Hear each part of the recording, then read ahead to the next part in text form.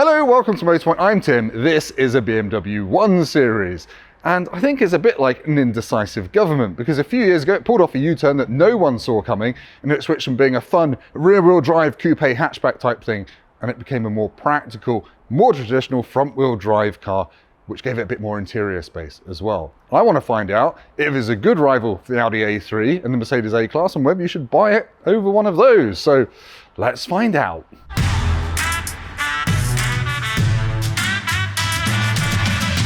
When the first 1 Series came out back in 2004, it was rear-wheel drive, so it had to send the power from the engine at the front to the wheels at the back, and that meant you had transmission tunnel in the middle of the car and you had mechanical gubbins under the boot floor, so it was just less practical than an Audi A3. Now this front-wheel drive version came out in 2018. It should be roomier inside. Let's find out if it is.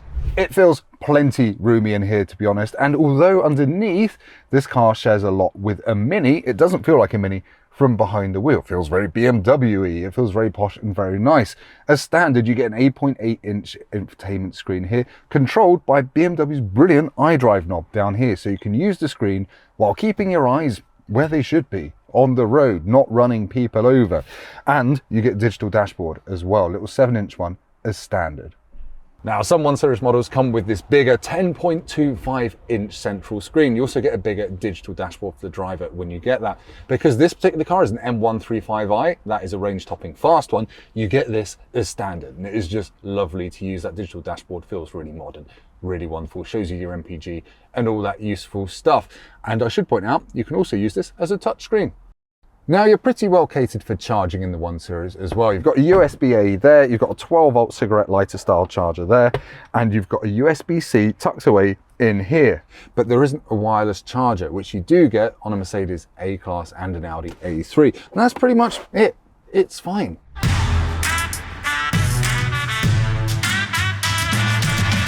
Now, in terms of quality, it feels really nice in here. You just can't really fault it, despite the fact it's an entry-level BMW.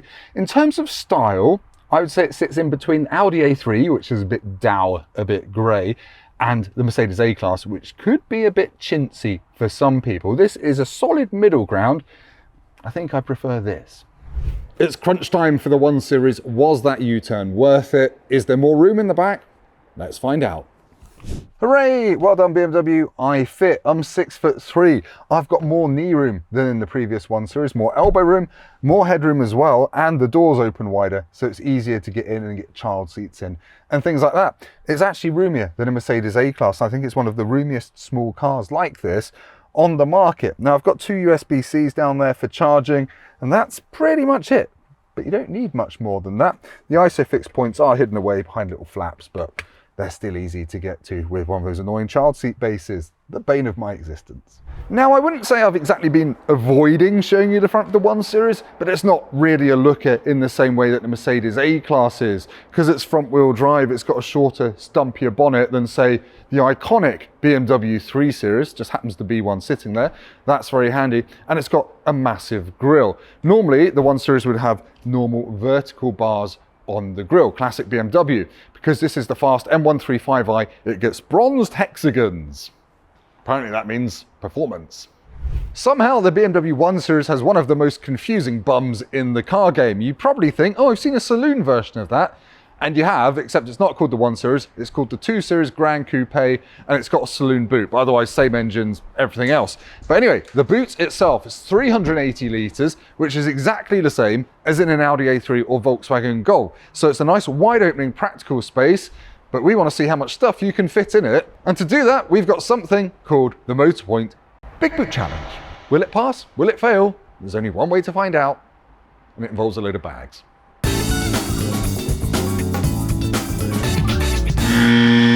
Now, I know that time-lapse showed something slightly different to what you're seeing here, but we've tried a few times to get all 4 suitcases to fit in the back of the 1 Series, and they just don't. These big ones are too long, and they can't stack on top of each other because the boot's not high enough. Now, there is loads of under-boot floor storage in the 1 Series, which is handy, and you can actually fit 2 small suitcases under the boot floor, but even with those there, they won't all fit in. Now, these do fit into a Volkswagen Golf, which has the same size boot as this, but it's a better shape for fitting bags in. So it goes to show you can't just judge a car's boot on numbers, but you can judge it on how it drives though, which is what we're going to do next.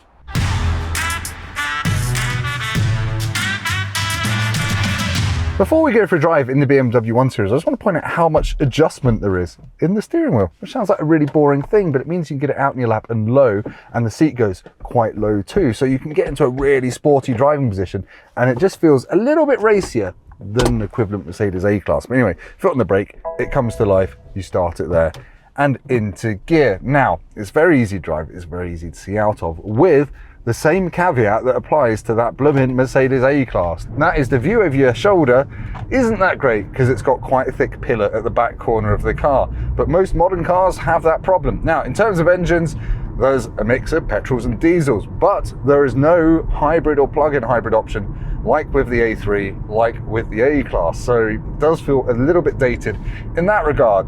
But there's a small petrol engine, there's a range of diesel engines. I'll stick them up on the screen because there's too many to talk about. In terms of the fast ones, there are two options. There's the 128 Ti, which is front wheel drive, 265 horsepower. It's kind of a Golf GTI rival.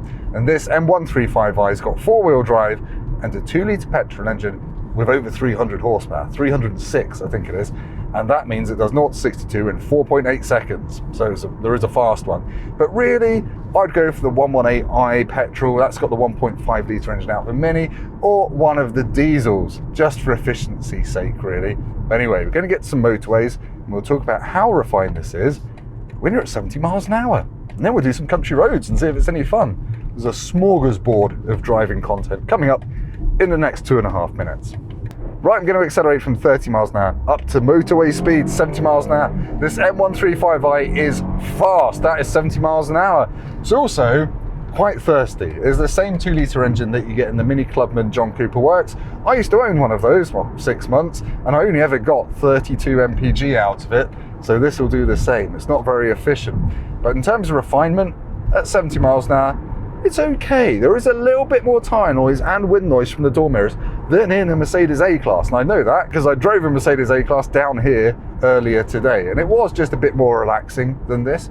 But this is still an all right long distance cruiser. In terms of safety tech, you've got all the usual stuff. You've got lane departure warnings, it will steer to keep you in your lane. You've got adaptive cruise control. And if you've got an automatic gearbox, it can use the information from the adaptive cruise radars and the sat nav and everything. It comes together so it doesn't shift down gears unnecessarily when you're coming up to a series of corners, to save you fuel and just to make sure you're always in the right gear. It's very clever. But anyway, is it fun? Let's go to a twisty road and find out. Now, on country roads, you'd think a BMW would feel right at home, right up there with the very best. And I think this does feel a little bit more like a Mini than a BMW. I mean, sure, this M135i is undoubtedly rocket ship fast, but it doesn't have the same sense of amusement that even the Mercedes A-Class does. The Audi A3, that's not a massive hoot to drive either, but yeah, I'd expect a bit more sparkle from the way the 1 Series drives. It doesn't give me a huge sense of being thrilled. It's just all right. It's just all right, which is a bit of a shame. So yeah, it's competent in most areas when it comes to driving, but overall, I can't believe I'm about to say this, I think the Mercedes A-Class is comfier and drives better.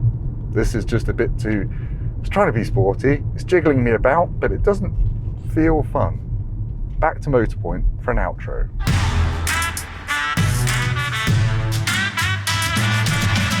So is the BMW 1 Series worse off for being front-wheel drive? Not at all, frankly. If you use this as a day-to-day car, you'll appreciate the extra room in the back and the bigger boot. It's still packed with tech in here and it feels posh. You've got a great range of engines and the fast ones are fast, albeit not as entertaining to drive as the fast Mercedes and Audi models. But yeah, which one you pick of the three really depends on you and which one you prefer the look of.